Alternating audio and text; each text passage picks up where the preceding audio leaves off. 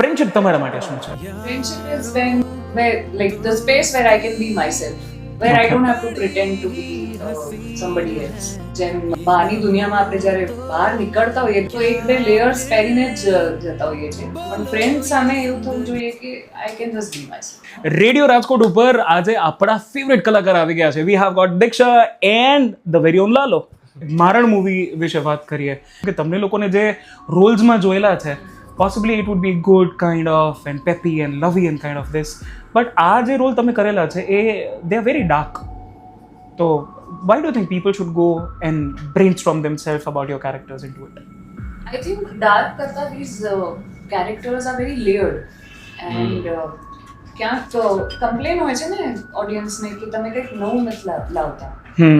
એનું એ જ કોન્ટેન્ટ આવે છે ગુજરાતીમાં, કંઈક ઇન્ટરનેશનલ લઈ આવો, એવું લઈ આવો જે મલયાલમમાં બને છે, કન્નડમાં બને છે.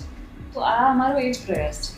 This is that attempt, and I think to a certain extent we've also been successful. Today, after watching the film, you can tell. Yeah, certainly. It's amazing.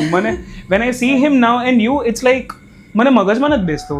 Is it the same Diksha that I have seen, or it is the same person I'm seeing? મને એમ લાગે છે હમણાં કે ફડાકા બડાકા નો જીકી લે.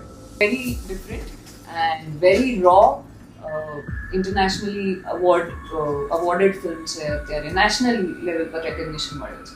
So of course there's lots to take back from this film. So 89.6 radio રાજકોટના આ માધ્યમથી તમે જોયું કે પિક્ચર ખરેખર જોવા જેવી છે. તમે જોઈને આવો તો મને કમેન્ટ કરીને કહેજો કે તમને કેવી લાગેલી છે.